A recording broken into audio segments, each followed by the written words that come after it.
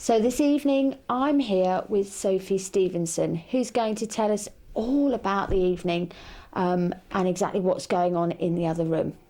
Over to you, Sophie. So who do you represent?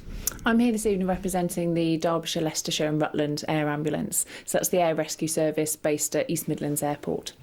Right, okay, and we're here for a very important fundraising event. Obviously, the fundraising is all to do with the air ambulance. So tell us a little bit about the air ambulance. How much work do they do for the local area? Yeah, lovely. So as I said, we're air rescue, so that's the role of our air ambulance at East Midlands Airport.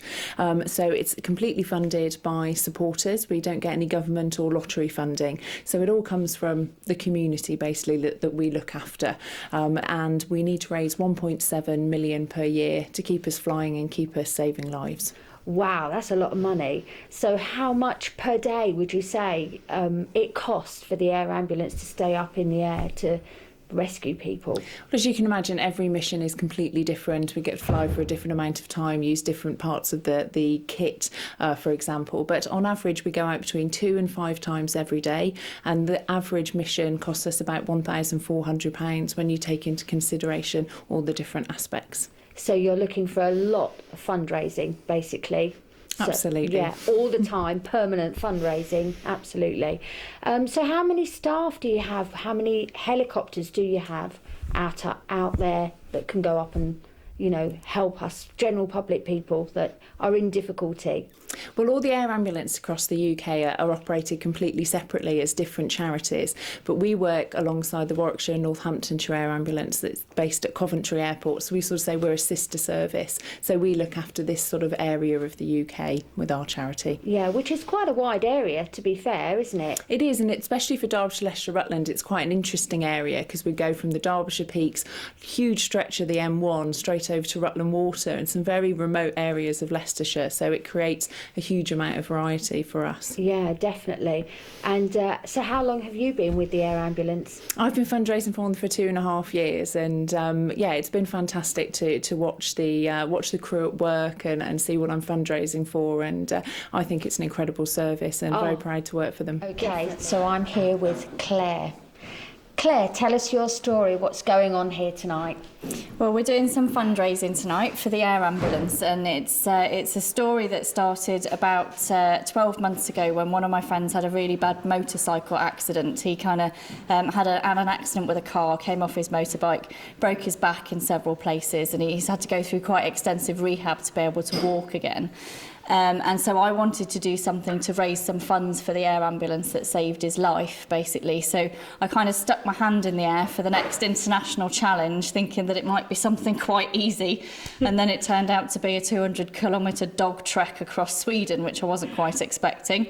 And so the guides have very kindly offered to help raise some funds for me tonight.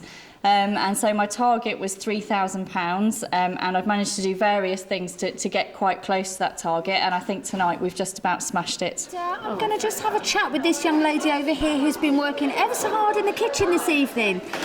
Hello there, what's your name? Hello, I'm Vicky. And who are you with, Vicky? I'm with the Pampered Chef. And what does the Pampered Chef do? Well, we're a range of kitchen products, and it's all aimed at making cooking quick and easy because we all lead busy lives, don't we? So it's all about trying to encourage the family back around the table to eat healthy meals by giving them the right tools for the job. And we do cooking shows like this in people's homes as fundraisers to try and encourage people to get back around the table. Brilliant. Well, I must say you've done a fantastic job this evening with these guides. I've noticed how impeccable and clean and tidy. No mess at all, I can't believe it. It wasn't bad with all the mess the girls are making, but I tried to keep on top of it. So. Oh, and they've had an absolute lovely time. It's really lovely to see them all mucking in, isn't it? Yeah, it was great. They did a great job because I didn't give them much direction really. They just got on with it, so that was quite impressive. So if anyone wants to book some kind of function like this, where do they go? Well, they can contact me. They can give me a call.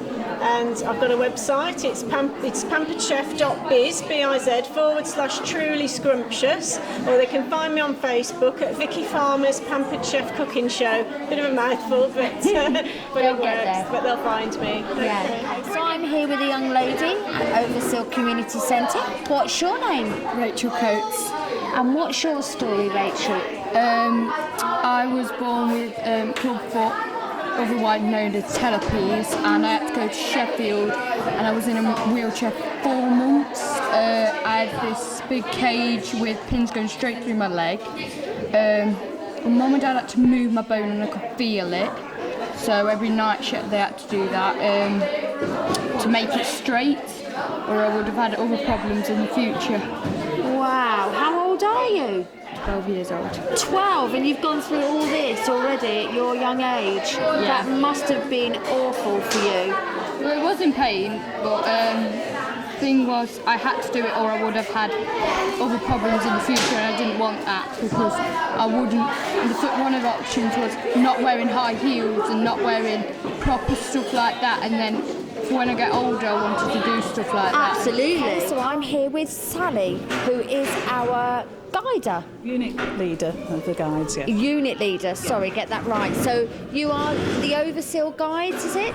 I run the Overseal Guides and the Overseal Brownies as well. Oh, brilliant. The Brownies about 7 years ago, and we started the Guides in 2010 in centenary year, and we're known as the Overseal Centenary Guides.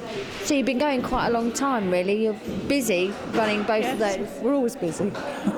So it's always trying to raise money for different charities, mainly the air ambulance this year. Mainly ambulance for this year. I feel basically that as a guide unit we ought to be seen to be helping others less fortunate and helping charities as well. So guiding aims to give the girls a rounded experience of life and to think a little bit more outside of the box. Thank you very much, Claire. Lovely to meet you this evening. And thanks to everyone in the audience as well. Thanks to the guys.